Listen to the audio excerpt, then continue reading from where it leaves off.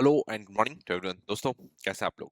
स्वागत करता हूं मैं आपका आपके अपने platform A1 IAS YouTube channel पे। आज हम लोग कुछ इंपॉर्टेंट करंट अफेयर्स को देखेंगे। ये सारे कुछ इंपॉर्टेंट करंट अफेयर्स हैं, है ना? आज 12th ऑफ दिसंबर के करंट अफेयर्स हम लोग देखने वाले हैं। इससे पहले 11th ऑफ दिसंबर तक के सारे करंट अफेयर्स हम लोगों ने इस चैनल पे कंप्लीट कर लिए हैं, इसलिए आपको वो जाकर देखना है, क्योंकि हम लोग करंट को स्टैटिक से लिंक करके पढ़ते हैं ना। ये पर्टिकुलर चीज बहुत ज्यादा इंपॉर्टेंट है अगर आप किसी भी एग्जाम की तैयारी कर रहे हैं तो, है ना। चाहे वो यूपीएससी हो, बीपीएससी हो, एमपीपीसीएस हो, यूपी पीसीएस हो, जो भी है, जो भी पीसीएस की तैयारी कर रहे हैं, ठीक है, उन सब चीजों के लिए बहुत ज्यादा इंपॉर्टेंट है। खासकर जो भी बीपीएससी वाले बच्चे हैं, जो कि 71st बीपीएससी की तैयारी कर रहे हैं, 72nd बीपीएससी की तैयारी कर रहे हैं, उन्हें हमारे साथ जुड़ के रहना है, क्योंकि हम लोग इस इनिशिएटिव के साथ हमें पूरे अगले 1-2 साल, जितने भी साल हैं आगे आने वाले, उसमें आगे बढ़ने वाले हैं, ठीक है। और ये पर्टिकुलर चीज बहुत इंपॉर्टेंट होने वाली है आपके एग्जाम पर्सपेक्टिव से, ठीक है। तो आज के कुछ करंट अफेयर्स देख लें। एक और चीज, इस क्लास की पीडीएफ आपको कहाँ मिलेगी? @A1IAS ऑफिशियल चैनल पे, ये आप ध्यान रखेंगे, ठीक है। @A1IAS डालेंगे तो आपको A1IAS ऑफिशियल दिख जाएगा, आप उस पर क्लिक करके डाउनलोड कर सकते हैं, ठीक है। तो एक एक करके आज के करंट अफेयर्स देखते हैं। पहला क्या है?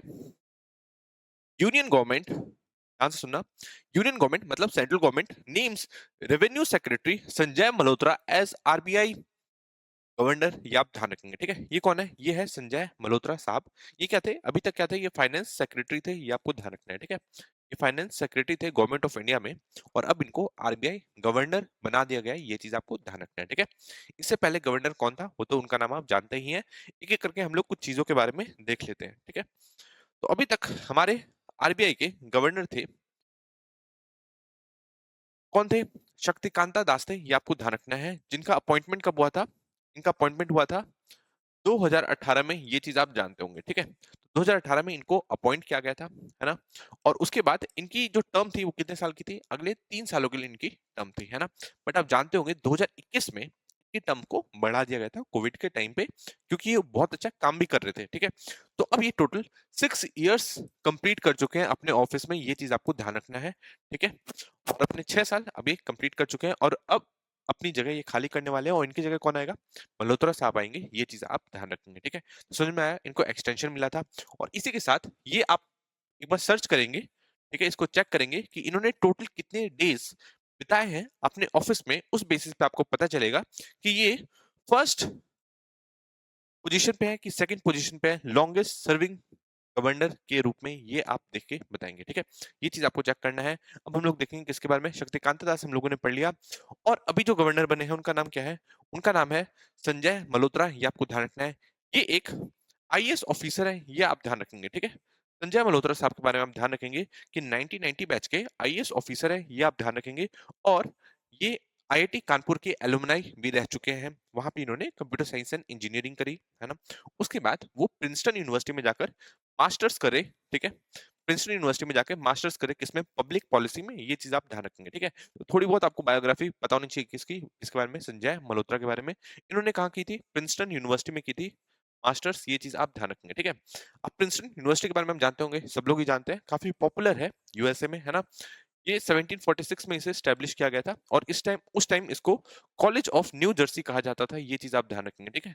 College of new Jersey, college of new Jersey कहा जाता था। ये चीज आप ध्यान रखेंगे, ठीक है। देखो, ये सारी जो डिटेल्स है, सारी की सारी डिटेल्स इंपॉर्टेंट है। कुछ भी डिटेल्स को आप ऐसा मत समझना ये चीज एक्स्ट्रा बताई जा रही है, ठीक है। कुछ भी एक्स्ट्रा नहीं है, सारी डिटेल्स आपको ध्यान में रखनी है। चीजों को इस तरीके से याद करते हुए चलना है, लिंक बनाते हुए करना है, तभी आप याद कर पाओगे, ठीक है, आगे बढ़ पाओगे। तो आपको समझ में आ गया? संजय मल्होत्रा साहब प्रिंसटन यूनिवर्सिटी से मास्टर्स डिग्री करी इन्होंने। 1746 में प्रिंसटन यूनिवर्सिटी को स्टैब्लिश किया गया था। उस टाइम इसको कॉलेज ऑफ न्यू जर्सी कहा जाता था, पर बाद में इसका नाम चेंज करके फिर प्रिंसटन यूनिवर्सिटी हो गया था। ये चीज आप ध्यान रखेंगे, ठीक है। तो समझ में आया के बारे में? अब कुछ चीज हम लोग आरबीआई के बारे में देख लेंगे। आरबीआई भी इंपॉर्टेंट है ना। आरबीआई के बारे में मैंने आपको कुछ चीजें बताई थी, अब थोड़ा सा और हम। आरबीआई की full form reserve bank of India, है ना। ये इंडिया का क्या है? इंडिया का ये सेंट्रल बैंक है। ये तो सब आपको पता ही है, ठीक है। सेंट्रल बैंक है, ये चीज आपको पता ही है। आरबीआई के बारे में हम ध्यान रखेंगे कि 1926 में हिल्टन यंग कमीशन की रिकमेंडेशन के बाद, हिल्टन यंग कमीशन की रिकमेंड हिल्टन यंग कमीशन बिठाई गई थी, ठीक है। फिर उसने रिकमेंडेशन दी कि एक सेंट्रल बैंक होना चाहिए, ठीक है, जो सारे बैंक को रेगुलेट कर सके, ठीक है। तो एक इनकी एक रिकमेंडेशन थी 1926 में। इसके बाद ही आरबीआई एक्ट 1934 लाया गया। ये आप ध्यान रखेंगे, ठीक है। तो क्वेश्चन क्या आता है, क्वेश्चन आता है कि कौन से कमीशन की रिकमेंडेशन के बाद, तो आपको ध्यान रखना है हिल्टन यंग कमीशन की रिकमेंडेशन के बाद 1934 में लाया गया, आरबीआई एक्ट 1934 लाया गया और इसके तहत ही रिजर्व बैंक ऑफ इंडिया बनाया गया। ये आप ध्यान रखना, ठीक है, रिजर्व बैंक ऑफ इंडिया बनाया गया, ये चीज आप ध्यान रखना, ठीक है। अब इसके बाद, और ये पावर में इन द सेंस कि ये काम करना कब स्टार्ट करी, इसका जो वर्किंग है कब स्टार्ट हुआ, इसका वर्किंग स्टार्ट हुआ 1 अप्रैल 1935 में, ये चीज आप ध्यान रखेंगे 1 अप्रैल 1935 में। तो क्वेश्चन यहीं से निकल के आ सकता है। क्वेश्चन क्या आएगा कि आरबीआई अपना काम करना कब स्टार्ट करी थी, 1934 में, 1935 में, 1936 में कि 1937 में, है ना। और उस टाइम आपको ध्यान होगा कि आरबीआई एक्ट 1934 में आया था, तो आप 1934 लगा के आएंगे, है ना। पर आपको ध्यान रखना है एक्ट 1934 में आया था, स्टैब्लिश हो गया था, बट इसने जो ऑफिशियली वर्क करना स्टार्ट किया 1 अप्रैल 1935 से किया, ये चीज आप ध्यान रखेंगे, ठीक है। इस पूरे दौरान इसका हेडक्वार्टर कहाँ पे था, इसका हेडक्वार्टर था कलकत्ता में, ये चीज आप ध्यान रखेंगे, ठीक है। इस पूरे दौरान इसका जो हेडक्वार्टर था कहाँ था, इस पूरे दौरान इसका जो हेडक्वार्टर था कलकत्ता में था, बट बाद में इसको शिफ्ट करने की बात करी कहाँ पे, हेडक्वार्टर को मुंबई में, ये चीज आप ध्यान रखेंगे, ठीक है। फिर 1937 में, 1935 हो गया, 1937 में जाकर इसका जो हेडक्वार्टर है मुंबई शिफ्ट कर दिया गया, ये चीज आपको ध्यान रखना है, ठीक है। मुंबई शिफ्ट कर दिया गया और अभी भी ये सेंट्रल ऑफिस है किसका, रिजर्व बैंक ऑफ इंडिया का, आपको पता है कहाँ पे, मुंबई में, ये चीज आप जानते हैं, ठीक है। दिल्ली में जो है वो जोनल ऑफिस है, ठीक है, वो सेंट्रल ऑफिस नहीं है, ये चीज आप ध्यान रखेंगे, ठीक है। तो चीजें आपको समझ में आएगी। 1935 समझ में आ गया, 1934 देन 1935 फिर 1937, ये लिंक थोड़ा आपको करके रखना है, ठीक है। इस पूरे टाइम पे ये एक प्राइवेट एंटिटी थी, ये चीज आप ध्यान रखेंगे। ये क्या थी, ये एक प्राइवेट एंटिटी थी, ये चीज आप ध्यान रखेंगे। और इसलिए ही 1949 में इसका नेशनलाइजेशन कर दिया जाता है, ये आपको ध्यान रखना है, ठीक है। नेशनलाइजेशन कर दिया जाता है और अब ये मिनिस्ट्री ऑफ फाइनेंस के अंडर में आती है, ये चीज आप ध्यान रखेंगे, ठीक है। समझ में आया कि नहीं आया, खुद ऑटोनोमस है बट ये मिनिस्ट्री ऑफ फाइनेंस के अंडर में भी आती है, ये चीज आपको ध्यान रखना है। पूरी नेशनलाइज्ड है, गवर्नमेंट ऑफ इंडिया के अंडर में आती है, ये चीज आप ध्यान रखेंगे, ठीक है।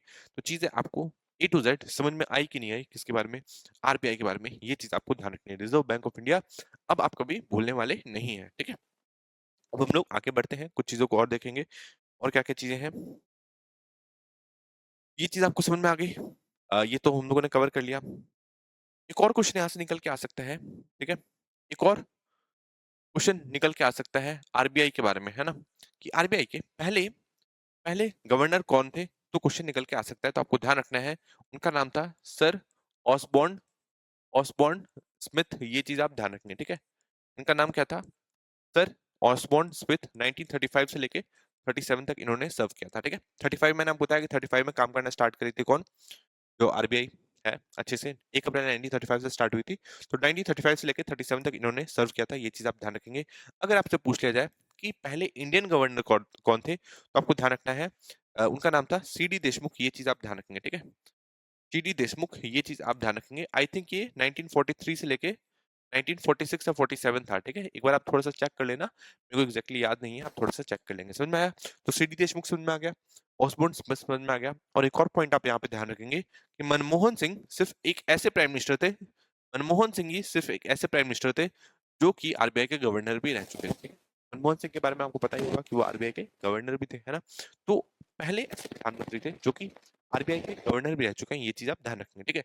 तो चीजें आपको क्लियर हुई कि नहीं हुई, इस सारी चीजों को आपको ध्यान रखना है किसके बारे में, आरबीआई के बारे में, ठीक है। चीजें आपको समझ में आई कि नहीं आई। अभी इससे पहले कौन हमारा जो आरबीआई गवर्नर था, शक्तिकांता दास थे, ये चीज आप ध्यान रखेंगे। का नाम क्या है, शक्तिकांता दास है, ये चीज आप ध्यान रखना है, ठीक है। शक्तिकांता दास, ये चीज आप ध्यान रखेंगे, ठीक है। तो चीजों को क्लियर करते हुए चलना है, इनको एक्सटेंशन मिला था और इसके साथ वो 6 साल तक सर्व करते रह गए। नेक्स्ट देखते हैं, नेक्स्ट है Shaktikanta Das, 6 year at reserve bank of India. आपको पता ही है शक्तिकांत दास ने बहुत इंपॉर्टेंट काम किया है, कोविड के टाइम पे इन्होंने एक तरीके से देश को संकट से निकाला है, ठीक है। अब यहाँ से आपको कुछ चीज ध्यान रखनी है कि इन्फ्लेशन के बारे में कुछ बात करी जा रही है, क्यों बात करी जा रही है, क्योंकि जब मोदी गवर्नमेंट पावर में आई उससे पहले क्या होता था, उससे पहले आरबीआई के 2-3 काम थे, ठीक है। उसमें एक मुख्य काम था एम्प्लॉयमेंट के बारे में, ठीक है, कि आरबीआई का काम है एम्प्लॉयमेंट को जनरेट करना, आरबीआई का काम है एम्प्लॉयमेंट को जनरेट करना, ठीक है। बट देन फिर मोदी गवर्नमेंट जब पावर में आई तो फाइनेंस एक्ट 2016 लाया गया, ये आप ध्यान रखेंगे। फाइनेंस एक्ट 2016 लाया गया, 2016 लाया गया, और इसके तहत आरबीआई का सिर्फ एक मुख्य कारण बताया गया, मुख्य काम बताया गया क्या, कि इन्फ्लेशन को कंट्रोल करना है, ठीक है। मतलब आरबीआई का एक काम पर्टिकुलर दे दिया कि इन्फ्लेशन को कंट्रोल कर लो, सारी चीजें अपने आप ही कंट्रोल हो जाएगी, ठीक है। तो इन्फ्लेशन को कंट्रोल करने की बात करी गई, कितना इन्फ्लेशन होना चाहिए, 4 ± 2% ये चीज आप ध्यान रखेंगे, ठीक है। मतलब 2% से लेके 6%, 4% है तो ठीक है, 2% और ये सारी बात किसमें लिखी गई है, ये सारी बात किसमें लिखी गई है, आरबीआई एक्ट 1934 में ये चीज आप ध्यान रखेंगे, ठीक है। आरबीआई एक्ट 1934 में ये चीज आप ध्यान रखेंगे, ठीक है। ना कि बैंकिंग रेगुलेशन एक्ट या कुछ ऐसा दूसरा एक्ट अगर नाम आ जाए तो उसमें आप ध्यान रखना है, नहीं, आरबीआई एक्ट 1934 में लिखी गई है। ओरिजिनली नहीं लिखी गई थी, बट यहाँ पे फाइनेंस एक्ट 2016 लाके कुछ अमेंडमेंट कर दिया गया था इसमें, ये चीज आप ध्यान रखना है, ठीक है। फाइनेंस एक्ट 2016 लाके कुछ अमेंडमेंट कर दिया गया था इसमें, और इसके बाद ही इसका मेन काम हो गया था आरबीआई का कि इसे इन्फ्लेशन कंट्रोल करना है, ये चीज आप ध्यान रखेंगे, ठीक है। फाइनेंस एक्ट 2016 से दो मुख्य चीजें निकली थी, आपको पता ही है क्या क्या, एक तो इन्फ्लेशन को कंट्रोल करना और दूसरी एमपीसी, मॉनेटरी पॉलिसी कमेटी, जिसके बारे में मैंने आज से एक दो दिन पुराने में लेक्चर में जाएंगे तो आपको चीजें मिलेंगी, ठीक है। तो चीज आपको समझ में आई कि नहीं आई, सारे पुराने लेक्चर्स इंपॉर्टेंट है, कुछ भी ये सोच के मत छोड़ना कि ये तो दिन बीत गया तो फिर आगे से देखते नहीं, कुछ पुराने भी देख लो, सारे लेक्चर्स इंपॉर्टेंट है, ठीक है। आगे देखते हैं हम लोग कुछ चीजों को। नेक्स्ट है, don't think we will be eating lollipop when you come, ठीक है। तो ये ममता बनर्जी ने कहा है, ममता बनर्जी के लेजिस्लेटिव, ये वेस्ट बंगाल के लेजिस्लेटिव असेंबली में। तो हुआ ये कि बांग्लादेश के, ठीक है, कुछ लीडर्स को इतने गट्स हो गए उनको, ठीक है, उनको पता नहीं लग रहा कि जैसे उन्होंने क्या अचीव कर लिया, ठीक है। उनको अब लगता है कि वो वेस्ट बंगाल को कैप्चर कर सकते हैं, उड़ीसा को और बिहार को भी कैप्चर कर सकते हैं, ठीक है। वो मतलब बांग्लादेश में ये तीनों स्टेट को मिलाने की कोशिश करें। इसी बात पे बयान दिया किसने, ममता बनर्जी ने, कि हम लोग लॉलीपॉप नहीं खा रहे होंगे जब आप हम पे अटैक करोगे तो, ठीक है। और मैं तो कहना चाहता हूँ कि भाई आप अपने बिजली का बिल तो पे नहीं कर पाते, ठीक है, और आप इतने बड़े देश को, ठीक है, जो आपको चीटी आप एकदम लिटरली चीटी हो इंडिया के सामने, ठीक है, आपके पास उतनी ताकत ही नहीं है इंडिया के सामने लड़ने की, इंडियन आर्मी के पास, और आप उससे पंगा लेने के लिए चले हो, ठीक है। आपको चीटी की तरह मसला जा सकता है इंडियन आर्मी द्वारा, ठीक है। वो तो इंडिया का बड़प्पन है, अभी तक कुछ ज्यादा करा नहीं है, कुछ बड़ा एक्शन लिया नहीं है, बट अगर चाहे तो ले भी सकता है इंडिया, बांग्लादेश कुछ भी नहीं कर पाएगा, ठीक है, क्योंकि 4,000 किलोमीटर से भी ज्यादा का जो बॉर्डर है इंडिया का बांग्लादेश के साथ लगता है, और उनके पास उतनी बड़ी आर्मी भी नहीं है, और प्लस वो तीनों तरफ से ही, चौथी तरफ से तो पानी ही है ना, तीनों तरफ से एक तरीके से इंडिया से घिरा हुआ है, ये चीज आप जानते ही हैं। तो ममता बनर्जी ने कहा कि जब आप अटैक करोगे तो हम लोग क्या लॉलीपॉप खा रहे होंगे क्या, नहीं, हम भी अटैक करेंगे फिर आप पे। नेक्स्ट देखते हैं, नेक्स्ट कुछ चीजें देखते हैं, नेक्स्ट क्या है, फॉरेन सेक्रेटरी मीट, ये तो मैंने आपको बताया था, है ना। अपने जो फॉरेन सेक्रेटरी है इनका नाम आपको ध्यान रखना है, बार बार नाम आ रहा है, विक्रम मिश्री, ये चीज आप ध्यान रखेंगे, ठीक है। ये भाई न्यूज़ आती है तो मैं आपको कवर करा देता हूँ, इसलिए क्योंकि आप नाम ये सब जो भी चीजें याद करते जाओ, है ना, चीजें थोड़ी रिपीट होंगी, दैट मीन्स आपको चीजों को याद करते हुए आगे बढ़ना है ना।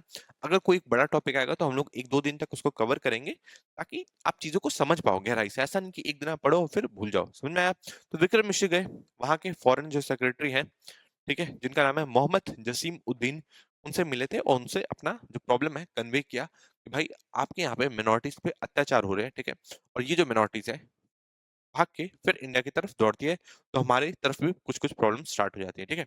बट बांग्लादेश ने कहा कि ये तो हमारा इंटरनल मेंबर प्रॉब्लम है, ये आपको इसमें ज्यादा बोलने की जरूरत नहीं है, ठीक है। तो चीज आपको समझ में आई कि नहीं आई। नेक्स्ट देखते हैं, नेक्स्ट और इम्पोर्टेंट क्या चीजें हैं। नेक्स्ट न्यूज क्या है, नेक्स्ट न्यूज है, opposition set to submit notice for resolution to impeach Jagdeep Dhankhar, ठीक है। तो जगदीप धनखड़ जो कि आपको दिख रहे हैं सामने, ये हमारे कौन है, ये हमारे वाइस प्रेसिडेंट ऑफ इंडिया है, ये चीज आपको ध्यान रखना है। इनके बारे में आप ध्यान रखेंगे कि ये कौन है, ये 14th vice president of India है, ये आपको ध्यान रखना है, ठीक है। ये 14th वाइस प्रेसिडेंट है। 13th कौन थे, वकैया नायडू, इनके बारे में तो आप जानते होंगे, वो भी किससे थे, पहले वो बीजेपी के मेंबर थे एंड देन वो वाइस प्रेसिडेंट बन गए, ये चीज तो आपको पता ही है, ठीक है। तो इनके बारे में अभी हम लोग डिस्कस करने वाले हैं, किनके बारे में, अपोजिशन अब इनको इम्पीच करने की बात कर रहे हैं, ठीक है। आप सबको पता है कि जो चेयरमैन की जो पोस्ट होती है ना, और लोकसभा में, सॉरी, लोकसभा में स्पीकर की जो पोस्ट होती है, और राज्यसभा में जो चेयरमैन की पोस्ट होती है, वो बहुत ज्यादा इंपॉर्टेंट पोस्ट होती है ना, और माना जाता है कि वो पक्षपात नहीं करेंगे, ठीक है। बट जो हमारी अपोजिशन है उसका ये आरोप है किसके ऊपर, जगदीप धनखड़ के ऊपर, कि आप पक्षपात करते हैं, रूलिंग गवर्नमेंट के जो एमपीज हैं आप उनको डांट के इधर उधर उनको सजा तो नहीं देते, पर हम लोगों को बाहर निकाल देते हैं, तो ये चीज गलत है, आप पक्षपात है ना। आप जो प्राइवेट मेंबर बिल है उसको लाने नहीं देते, तो इस टाइप के कुछ पक्षपात करते हैं जो कि आपको नहीं करना चाहिए, और इस वजह से इम्पीचमेंट करने की बात करी जा रही है किसको, राज्यसभा के जो अभी वाइस प्रेसिडेंट है, उनको चेयरमैन है, उनको ये चीज़ आप ध्यान रखें, ठीक है? तो इनके बारे में हम लोग इस पूरे आर्टिकल में अभी पढ़ने वाले हैं करंट अफेयर्स में। एक और चीज़ आप ध्यान रखेंगे कि अभी तक ये ऐसे देखा नहीं गया था कि किसी भी वाइस प्रेसिडेंट को ऐसे इम्पीच करने की बात करी जाए। अभी हाल-फिलहाल में ये सब चीज़ देखा जा रहा है। इससे पहले भी इम्पीच करने की बात करी गई थी, आई थिंक इन्हीं को करी गई थी, एक बार आप थोड़ा-सा देख लेना। बट इससे पहले तक कभी भी इम्पीचमेंट करने की बात नहीं करी गई किसको? किसी भी वाइस प्रेसिडेंट को, किसी भी चेयरमैन ऑफ राज्यसभा को, ये चीज़ आप ध्यान रखें, ठीक है? यहाँ से कुछ इंपॉर्टेंट चीज़ें निकल के आती हैं, जो अभी हम लोग देखने वाले हैं, ठीक है? अब यहाँ से क्या आएगा? यहाँ से पहली चीज़ तो यही निकल के आती है ऑफिस ऑफ वाइस प्रेसिडेंट के बारे में। ऑफिस ऑफ वाइस प्रेसिडेंट के बारे में चीज़ें निकल के आएँगी, है ना? पॉलिटी का इंपॉर्टेंट टॉपिक है, बहुत ही ज़्यादा इंपॉर्टेंट टॉपिक है। हम लोग अभी इसको ज़्यादा डिटेल में नहीं करेंगे, क्योंकि इसमें बात किसके बारे में बात करी गई है? इसमें बात करी गई है रिमूवल की, है ना? इम्पीचमेंट करने की बात करी गई है, इसको वाइस प्रेसिडेंट को, तो हम लोग अपना जो टॉपिक है रिमूवल तक ही सीमित रखेंगे, है ना? तो रिमूवल में आपको ध्यान रखना है कि कॉन्स्टिट्यूशन ऑफ इंडिया में पहली चीज़ तो आप ये ध्यान रखेंगे, कॉन्स्टिट्यूशन ऑफ इंडिया में कोई भी ऐसी डिटेल नहीं दी गई है कि किस बेसिस पे जो वाइस प्रेसिडेंट है, जो कि चेयरमैन है राज्यसभा के भी, उनको रिमूव किया जाएगा, ये आपको ध्यान रखना है, ठीक है? तो इसका जो बेसिस है, नहीं दिया गया है कॉन्स्टिट्यूशन ऑफ इंडिया में, ये चीज़ आप ध्यान रखेंगे, ठीक है? कि किस बेसिस पे इनको हटाया जाएगा, है ना? कि क्या इन्होंने कुछ गलती करी या कि इन्होंने कुछ ट्रिज़न करा, ठीक है? देश के खिलाफ काम करा, मतलब क्या कारण है, ठीक है? जिसकी वजह से इनको हटाया जाएगा ऑफिस से, इसके बारे में कॉन्स्टिट्यूशन ऑफ इंडिया में नहीं लिखा गया है, ये चीज़ आपको ध्यान रखना है। और इस टाइप के क्वेश्चंस हमेशा पूछे जाते हैं, तो आप इसको थोड़ा-सा अच्छे से मार्क करके चलो, ठीक है? तो चीज़ें आपको समझ में आई कि नहीं आई रिमूवल के बारे में? आपको पता होगा कि ऑफिस ऑफ वाइस प्रेसिडेंट के बारे में बात करी जाती है किसमें? कॉन्स्टिट्यूशन ऑफ इंडिया में, है ना? कॉन्स्टिट्यूशनल पोस्ट है। आर्टिकल 63 कहता है कि there should be vice president, ये चीज़ तो आपको पता ही है, ठीक है? There should be a vice president की बात करता है कौन? आर्टिकल 63, ये चीज़ आप ध्यान रखेंगे, ठीक है? देन आर्टिकल 64 बात करता है, आर्टिकल 64 बात करता है कि ये जो वाइस प्रेसिडेंट होंगे, वो एक्स ऑफिशियो चेयरमैन भी होंगे किसके? राज्यसभा के, ये चीज़ आप ध्यान रखेंगे, ठीक है? ये कौन करता है? ये आर्टिकल 64 बात करता है, ये चीज़ आपको ध्यान रखना है, ठीक है? तो चीज़ें आपको समझ में आई कि नहीं आई? आर्टिकल 63 में बात करी जा रही है कि there should be vice president. Article 64 में बात करी जा रही है कि ये चेयरमैन भी होंगे किसके? राज्यसभा के, ये चीज़ आप ध्यान रखेंगे, ठीक है? तो चीज़ें आपको समझ में आई कि नहीं आई? किससे रिलेटेड? रिमूवल से रिलेटेड, है ना? इनका जो इलेक्शन होता है, वो कैसे होता है? एक इलेक्टोरल कॉलेज के इलेक्टोरल कॉलेज इनको इलेक्ट करता है, ये आपको पता होगा, ठीक है? अब इस इलेक्टोरल कॉलेज में कौन-कौन होते हैं, ये आप मुझे नीचे कमेंट सेक्शन में बताएँगे, ठीक है? ये कुछ चीज़ें आप मुझे कमेंट सेक्शन में बताएँगे। ये जो इलेक्टोरल कॉलेज है, इलेक्शंस कौन कराता है? इलेक्शन कराता है इलेक्शन कमीशन ऑफ इंडिया, ये चीज़ आप ध्यान रखें, ठीक है? Election commission of India election कराता है किसके? ऑफिस ऑफ वाइस प्रेसिडेंट, और प्रेसिडेंट के भी यही अ, इलेक्शंस कराता है, ये चीज़ आप ध्यान रखेंगे, ठीक है? अगर ये रेजिग्नेशन देते हैं, तो किसको रेजिग्नेशन देंगे? ये चीफ जस्टिस ऑफ इंडिया को रेजिग्नेशन नहीं देंगे, आपको ध्यान रखना है। ये चीफ जस्टिस ऑफ इंडिया को रेजिग्नेशन नहीं देंगे, ये आपको ध्यान रखना है। ये किसको देंगे? ये प्रेसिडेंट को देंगे रेजिग्नेशन, ये चीज़ आप ध्यान रखेंगे, ठीक है? तो चीज़ें आपको समझ में नहीं आई कि नहीं आई किसके बारे में? वाइस प्रेसिडेंट ऑफ इंडिया के बारे में, है ना? अब हम लोग इनके रिमूवल से रिलेटेड कुछ बातें कर रहे थे, तो एक बार हम लोग देखने वाले हैं, ठीक है? तो अभी आपको पता होगा कि अभी क्या चल रहा है? अभी चल रहा है विंटर सेशन, ठीक है? अभी क्या चल रहा है? विंटर सेशन, ये आप ध्यान रखेंगे, ठीक है? विंटर सेशन सेशंस के बारे में ऑलरेडी मैं बता चुका हूँ। अब विंटर सेशन चल रहा है, अभी 20 तारीख को खत्म होने वाला है, ये चीज़ आप ध्यान रखेंगे, ठीक है? और जब भी किसी भी वाइस प्रेसिडेंट को इम्पीच किया जाता है, तो उसको कम से कम 14 दिन पहले नोटिस देना ज़रूरी है ना? बट आप अभी देखो, अभी आज कितनी तारीख है? आज है 12 तारीख, और अभी हम लोग उनको रिमूव करने की बात करेंगे, तो 14 दिन का नोटिस तो 20 तारीख पार हो जाएगा, है ना? ऑब्वियसली जब 20 तारीख पार हो जाएगा, तो ऑब्वियसली जो हमारा पार्लियामेंट है, वो सेशन में रहेगा ही नहीं, है ना? तो अब क्या हुआ कि अब इनको इसको नेक्स्ट सेशन में ये बिल लाया जाएगा, ये मोशन लाया जाएगा किसके खिलाफ? वाइस प्रेसिडेंट के खिलाफ, ये चीज़ आप ध्यान रखेंगे, ठीक है? अब हम लोग कुछ और चीज़ें देख लेते हैं, किसके लिए? वाइस प्रेसिडेंट के बारे में। ये जो नोटिस है कि 14 डेज़ का प्रायर नोटिस देना ज़रूरी है, ये किसमें लिखा गया है? ये लिखा गया है आर्टिकल 67 में, ये चीज़ आप ध्यान रखेंगे, ठीक है? तो चीज़ें याद रहेगी, नहीं आएगी कि 14 डेज़ का प्रायर नोटिस देना ज़रूरी है, इसको वाइस प्रेसिडेंट को रिमूव करने के लिए, ये चीज़ आपको ध्यान रखना है। हो सकता है इस नंबर में चेंज कर दिया जाए, या इसके बारे में कोई बात ही नहीं करी जाए, तो आपको ध्यान रखना है 14 डेज का प्रायर नोटिस देना जरूरी है। ये किसमें लिखा गया है? आर्टिकल 67 बी में लिखा गया है ना? और आर्टिकल 67 में लिखा गया है कि वाइस प्रेसिडेंट को रिमूव किया जा सकता है, कैसे? एक राज्यसभा में स्पेशल मेजोरिटी से मोशन पास करके, ये चीज आप ध्यान रखेंगे, ठीक है? तो राज्यसभा में स्पेशल मेजोरिटी से, ठीक है? स्पेशल मेजोरिटी में कौन सी? इफेक्टिव मेजोरिटी से मोशन पास करके इनको रिमूव किया जा सकता है, ये चीज़ आप ध्यान रखेंगे। इनके बारे में हम लोग कुछ चीज़ें देख लेते हैं, ठीक है? तो अभी हम पढ़ रहे थे वाइस प्रेसिडेंट के बारे में, वाइस प्रेसिडेंट के रिमूवल के बारे में, है ना? तो रिमूवल के लिए क्या करना होगा? अब इनको रिमूव करना है तो इनको क्या करना होगा, तो अब जो हमारी विपक्ष है उनके पास इतने नंबर से नहीं है कि उनको रिमूव कर पाए, है ना। पर विपक्ष ने कहा है कि फिर भी हम लोग ये मोशन लाएंगे। क्यों लाएंगे? क्योंकि हम लोग एक मैसेज देना चाहते हैं, ठीक है, पॉलिटिकली एक मैसेज देना चाहते हैं कि आप सही काम नहीं कर रहे हो। कौन? वाइस प्रेसिडेंट साहब, ठीक है। तो रिमूवल करने के लिए इनको एक पर्याप्त नंबर चाहिए। अब इसके लिए आपको जानना होगा कि इसके लिए इनको स्पेशल मेजोरिटी से राज्यसभा में मोशन लाना होगा, ठीक है। स्पेशल मेजोरिटी से पास करना होगा, ये चीज आपको ध्यान रखना है, ठीक है। स्पेशल मेजोरिटी में भी कौन सी? इफेक्टिव मेजोरिटी, ये चीज आप ध्यान रखेंगे। जितने भी मेंबर्स होंगे उनकी इफेक्टिव मेजोरिटी से मोशन को पास करना होगा, ये आपको ध्यान रखना है। तो ये किसके लिए हो गया? ये हो गया राज्यसभा के लिए, ठीक है। और देन इसको लोकसभा में भी पास करना होगा सिंपल मेजोरिटी से, ये आपको ध्यान रखना है, ठीक है। लोकसभा में ये सिंपल मेजोरिटी से, सिंपल मेजोरिटी आपको पता ही है ना, 50% +1, ये चीज आप ध्यान रखेंगे, ठीक है। तो आपको ध्यान रखना है स्पेशल मेजोरिटी मतलब इफेक्टिव मेजोरिटी चाहिए होती है किसमें? राज्यसभा में। और सिंपल मेजोरिटी चाहिए होती है किसमें? लोकसभा में। ये चीज आपको ध्यान रखना है, ठीक है। जो भी रिमूव करने के लिए मोशन आएगा वो राज्यसभा में ही इनिशिएट किया जा सकता है, ये आपको ध्यान रखना है, ठीक है। इनिशिएशन कहाँ पे होगा? इनिशिएशन किसमें होगा? इनिशिएशन कहाँ पे होगा? इनिशिएशन हमेशा राज्यसभा में ही होगा, है ना। ऐसा नहीं होगा कि लोकसभा में पहले पास कर दिया फिर राज्यसभा में, नहीं, ऐसे नहीं कर सकते। राज्यसभा में ही पहले पास करना होगा इफेक्टिव मेजोरिटी से, देन लोकसभा की बात आएगी। ये चीज आप ध्यान रखेंगे, ठीक है। तो समझ में आया कि नहीं आया? मतलब अब इनको रिमूव नहीं किया जा सकता। क्यों? क्योंकि जो गवर्नमेंट है, जो पावर में है, वो इनको बैक कर रही है। तो ऑब्वियसली इनको रिमूव नहीं किया जा सकता क्योंकि इनके पास ज्यादा नंबर्स हैं। बट अगेन वो एक मैसेज देने के लिए वो ऐसा करना चाहते हैं, ये चीज आप ध्यान रखेंगे, ठीक है। तो आई थिंक आपको ये सारी चीज समझ में आ चुकी होगी रिमूवल के बारे में। बट किस टर्म के बेसिस पे, किस बेसिस पे इनका रिमूवल किया जाएगा, ये कॉन्स्टिट्यूशन ऑफ इंडिया में नहीं दिया गया है। बट इतना दिया गया है, इसका जो प्रोसेस क्या होने वाला है, प्रोसेस ये होने वाला है, इफेक्टिव मेजोरिटी से राज्यसभा में पास करो और सिंपल मेजोरिटी से आप लोकसभा में पास करो। ये चीज आपको ध्यान रखनी है किसके बारे में? वाइस प्रेसिडेंट ऑफ इंडिया के बारे में, ठीक है। तो चीजें आपको समझ में आई कि नहीं आई? अब एक बार हम लोग देख लेते हैं आर्टिकल 63 क्या कहता है। There shall be vice president of India, ये चीज मैं ऑलरेडी आपको बता चुका हूँ, ठीक है। आर्टिकल 64 कहता है कि एक्स ऑफिशियो चेयरमैन भी होंगे, ये बात कहते हैं, ठीक है। और वाइस प्रेसिडेंट के बारे में हमको पता है कि ये सेकंड हाईएस्ट ऑफिशियल पोस्ट है, सेकंड हाईएस्ट ऑफिस है under government of India, constitution of India, ये चीज आप जानते होंगे, ठीक है। सेकंड हाईएस्ट कैसे? फर्स्ट पे तो कौन है? फर्स्ट पे प्रेसिडेंट हो गए, और सेकंड पे ऑर्डर ऑफ प्रेसिडेंस में आप देखेंगे तो वाइस प्रेसिडेंट आता है, ना कि प्राइम मिनिस्टर। ये चीज आप ध्यान रखेंगे, ठीक है। आर्टिकल 65 कहता है कि अगर किसी केस में, ठीक है, हो सकता है प्रेसिडेंट का इम्पीचमेंट हो जाए या उनकी डेथ हो जाए या किसी भी रीजन से अगर वो अपनी ड्यूटी को परफॉर्म नहीं कर पाते, अगर प्रेसिडेंट ड्यूटी को परफॉर्म नहीं करते, तो आर्टिकल 65 कहता है कि वाइस प्रेसिडेंट प्रेसिडेंट की ड्यूटी को परफॉर्म करेगा, वो एक्टिंग प्रेसिडेंट बन जाएगा। ये चीज आपको ध्यान रखना है।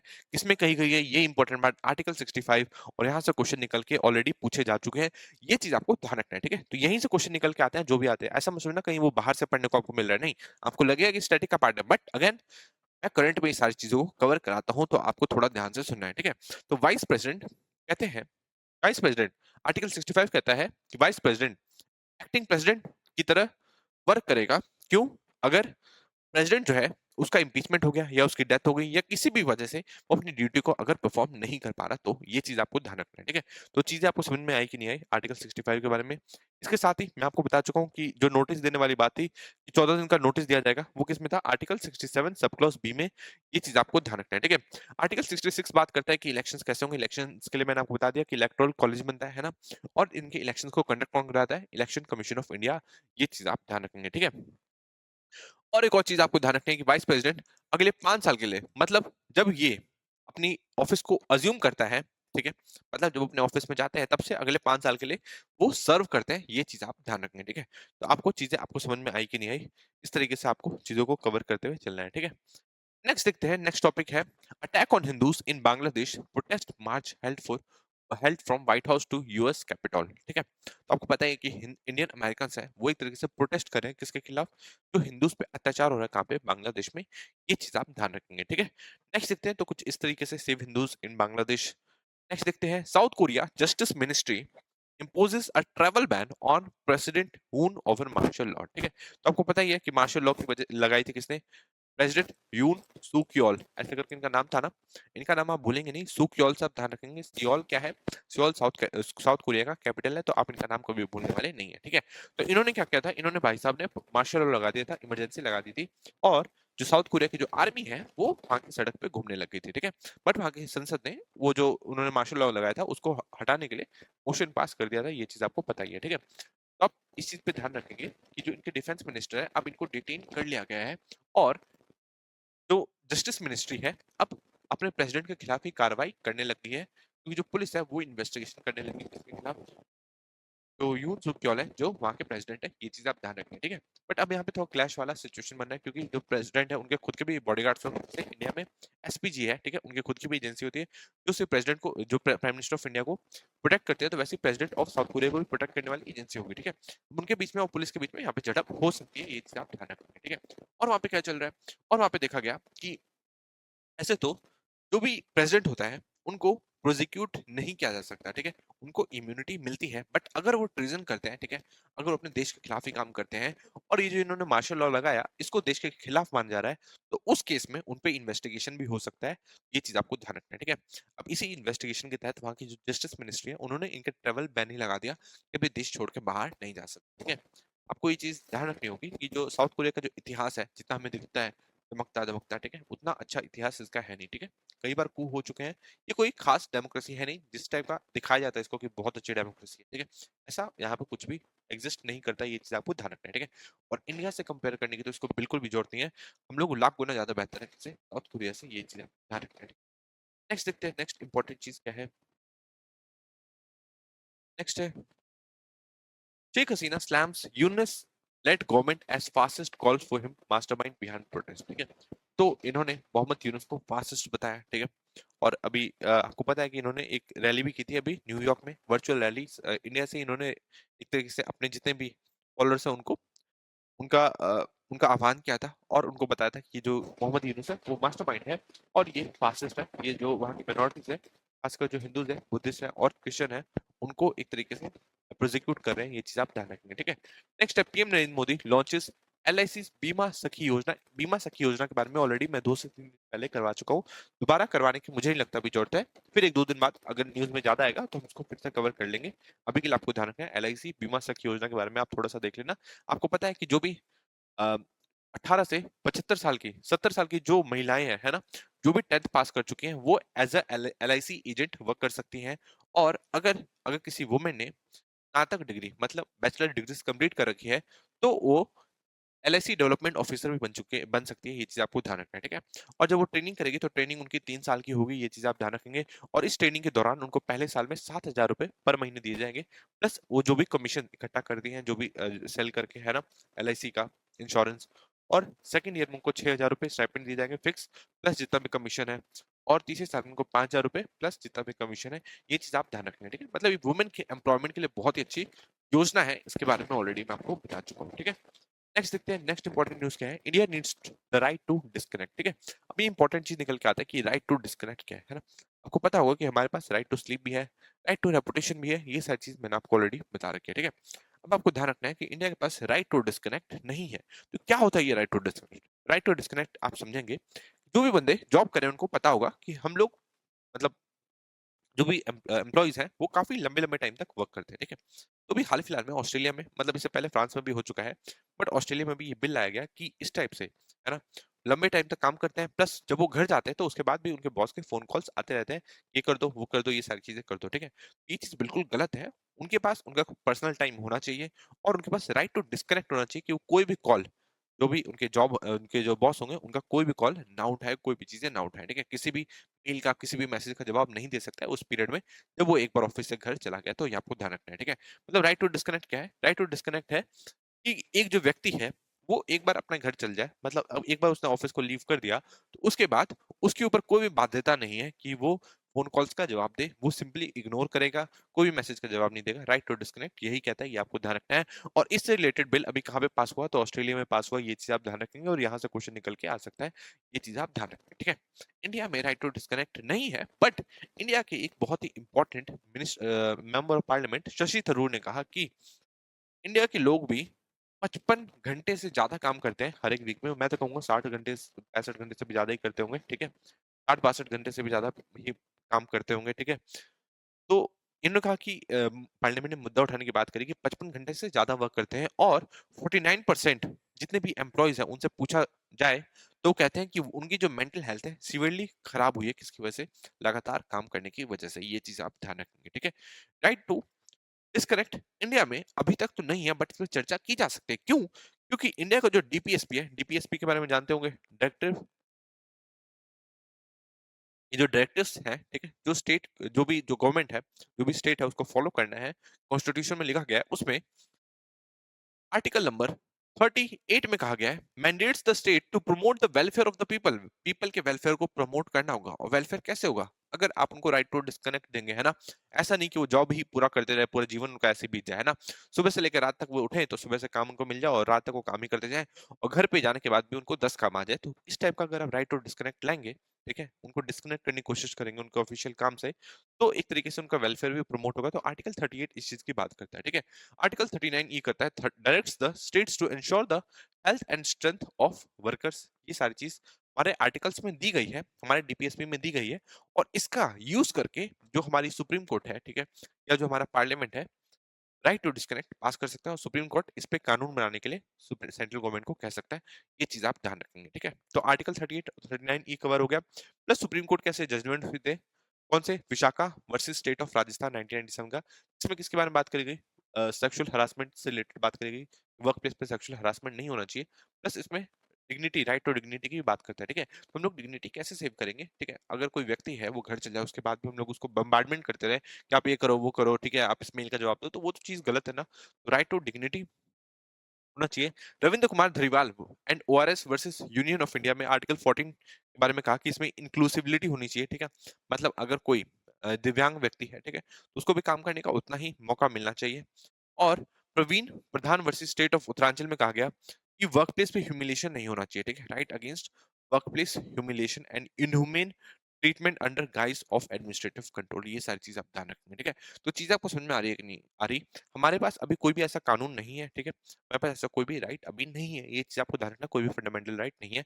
बट हमारे डीपीएसपी में जो वर्क फोर्स है उसके हेल्थ को प्रमोट करने की बात कर रहे हैं, ये चीज आप ध्यान रखेंगे, ठीक है। तो आप समझ सकते हैं जो हमारे कॉन्स्टिट्यूशन ऑफ इंडिया के जो मेकर्स रहे हैं, किस टाइप के विद्वान रहे होंगे, ठीक है, उन्होंने कितनी दूर तक की सोच ली कि आज हम लोग राइट टू डिस्कनेक्ट को फील कर रहे हैं, ठीक है। समझ पा रहे हो कि नहीं पा रहे हो? अब नेक्स्ट देखते हैं हम लोग। नेक्स्ट क्या है? US state department should clarify allegations over OCRP says BJP MP Sudhanshu Trivedi, ठीक है। तो भी यार एक तरीके से इतिहास रचा जा रहा है, आप देख रहे होंगे अभी तक कभी भी ऐसा नहीं देखा गया था। हमेशा देखा जा रहा था कि वेस्ट है अटैक करते हैं किस पे, इंडिया पे, इंडिया या तो चुप रहता है, एक तो अटैक को भी सह लेता है, इवन जवाब भी नहीं देता था, ठीक है। अब पहली बार हो रहा है कि जो इंडिया एक तरीके से जवाब दे रहा है, किसको? यूएसए को, वो भी, ठीक है, जो मास्टरमाइंड ऑफ जियोपॉलिटिक्स है, जिसे ग्रैंड मास्टर कहा जाता है जियोपॉलिटिक्स का, उसको जवाब दे रहा है, ठीक है। अब एक तरीके से इंडिया ने आरोप लगाया है कि आप लोग क्या करते हो, आप लोग किसी एजेंसी को फंड करते हो ओसीसीआरपी नाम की, ठीक है, और ये हमारे अपोजिशन लीडर है, और खासकर जो हमारे लीडर ऑफ अपोजिशन है राहुल गांधी, इन्होंने नाम नहीं लिया बट उनसे जुड़ा हुआ है, और एक तरीके से इंडिया को डिस्टेबलाइज करने की आप लोग बात करते हो, ठीक है। तो ये सारी चीजें किसमें छपी थी? ये फ्रेंच के न्यूज़पेपर में छपी थी। ये चीज आपको ध्यान रखना है। तो इस पे ही जवाब मांगा किसने? यूएस का जो स्टेट डिपार्टमेंट है, जो just president of India state department को हेड करते हैं, ऐसे प्रेसिडेंट ऑफ इंडिया सबको ही हेड करते हैं, आपको ध्यान रखना है। पर जस्ट उसके अंडर में ही आता है, कौन? प्रेसिडेंट के अंडर, प्रेसिडेंट ऑफ यूएसए के अंडर में आता है, ये आपको ध्यान रखना है, ठीक है।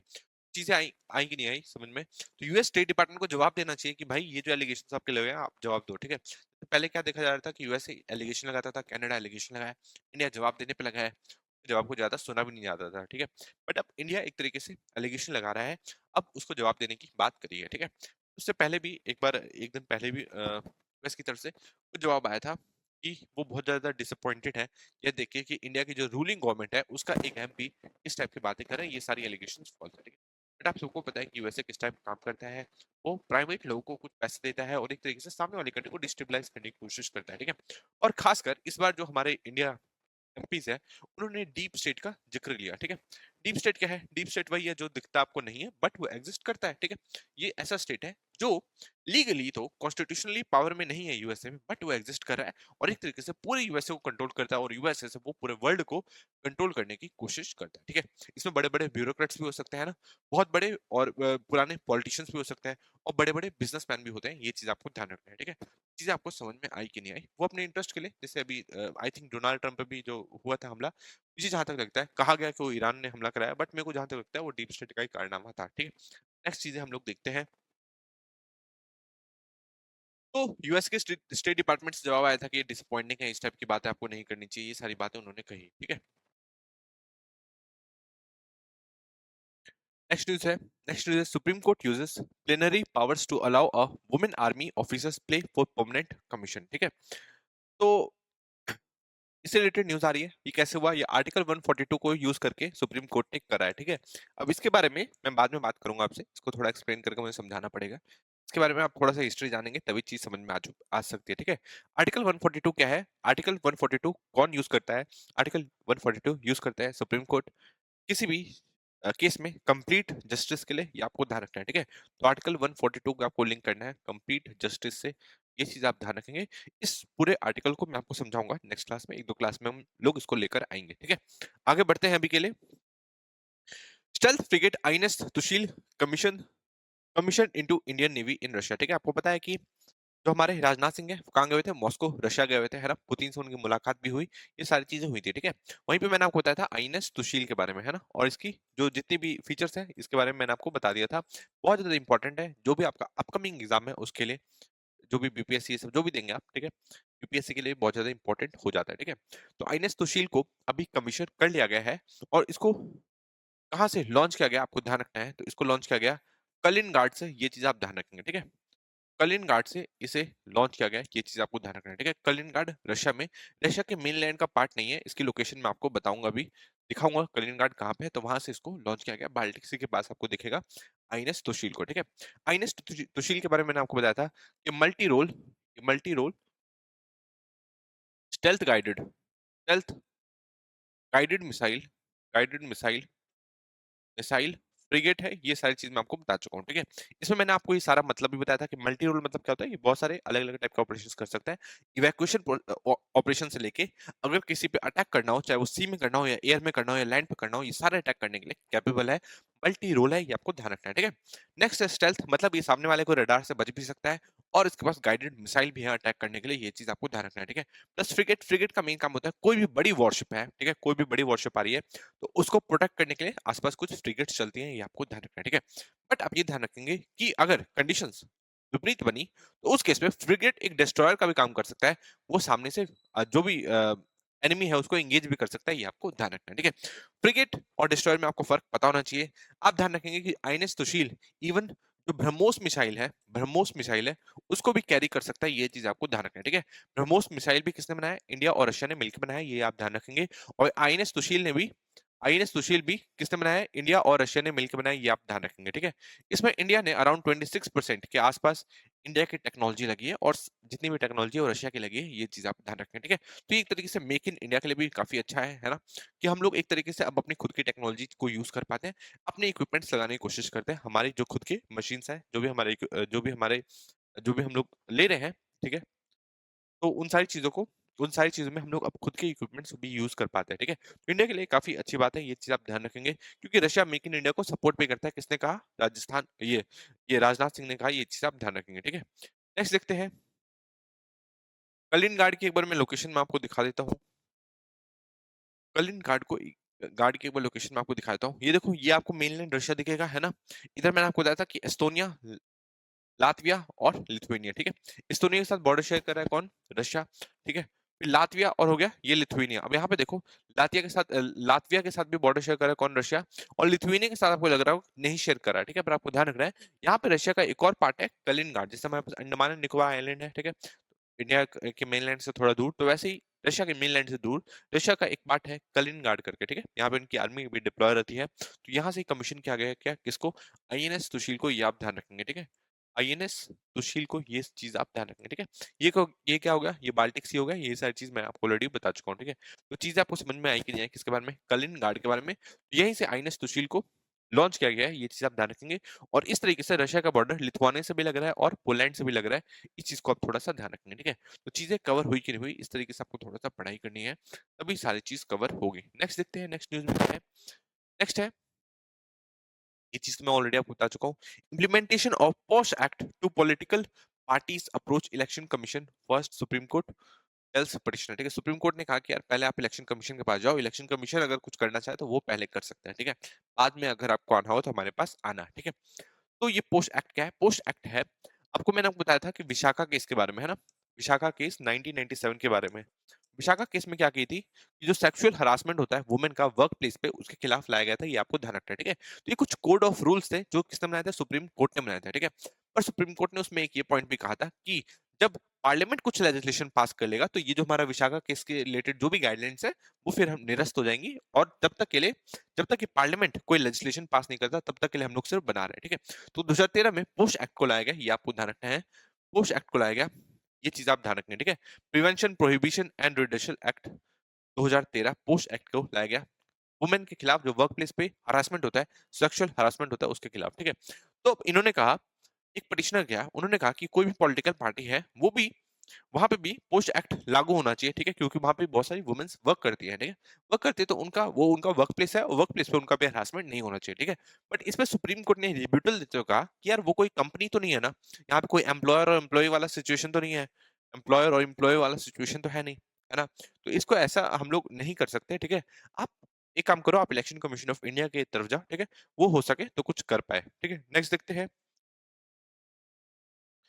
नेक्स्ट न्यूज क्या है, Janata Dal JDU retreats Bharat Ratna for Bihar CM Nitish Kumar, ठीक है। जेडीयू का कहना है कि यार नीतीश कुमार है ना, बहुत ज्यादा इन्होंने काम किया है, ठीक है, और एक तरीके से बहुत ज्यादा सेल्फलेसनेस के साथ काम किया है, तो इनको भारत रत्न दे देना चाहिए, ठीक है। तो ये बात किसने कही है, ये जेडीयू के ही लीडर्स कह रहे हैं, आपको ध्यान रखना है, इससे पहले भी ये सेम बात कह रहे थे। नेक्स्ट न्यूज में क्या है, नेक्स्ट है, no plans to re examine Ladki Bahin scheme application से कुछ कंट्रोवर्सी हुई थी किससे रिलेटेड, लड़की बहन योजना से रिलेटेड। लड़की बहन योजना में ऑलरेडी आपको अच्छे से कवर करा चुका हूं, है ना। कहाँ की स्कीम है, ये महाराष्ट्र की स्कीम है, जहाँ पे 1500 रुपए प्रति वुमेन को दिए जाते हैं, ये आपको ध्यान रखना है, ठीक है। हर महीने 1500 रुपए वुमेन को दे दिए जाते थे, ये चीज आप ध्यान रखेंगे, जो भी 18 साल से ज्यादा की होती थी, 18 साल से आई थिंक 65 साल की उम्र की जो भी महिलाएं थी उनको दे दिया जाता था। जो भी महिलाएं अनएम्प्लॉयड है, कि कोई मतलब गवर्नमेंट जॉब में नहीं है, और उनकी जो सैलरी है वो 2.5 लाख से कम है एनुअली, तो उनको 1500 रुपए का लाभ दिया जा रहा था, ठीक है। बट अब महायुवती की तरफ से देवेंद्र फडणवीस कौन बन चुके हैं, सीएम बन चुके हैं, किसके, महाराष्ट्र के। तो अब इन्होंने कहा कि इस 1500 को बढ़ा के 2100 कर देंगे, ये चीज आप ध्यान रखेंगे, ठीक है। तो इस तरीके से चीजों को थोड़ा सा आप संभल के कवर करते हुए चलेंगे। ये हो गए देवेंद्र फडणवीस, ये हो गए एकनाथ शिंदे, और ये हो गए अजीत पवार, इनको आप थोड़ा सा ध्यान रखेंगे, ठीक है। इसी के साथ आज की वीडियो को मैं समाप्त करता हूँ। Thank you so much, thank you.